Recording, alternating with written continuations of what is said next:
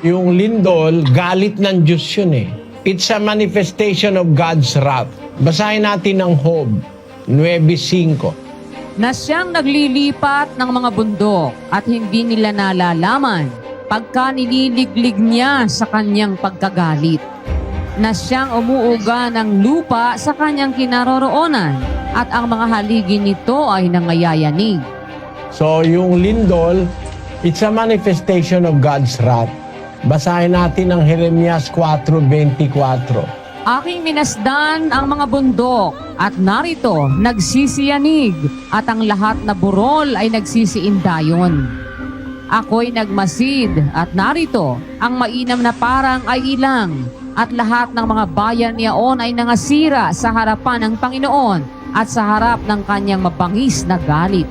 Galit ng Diyos yung pag-uga o paglindol, kapatid.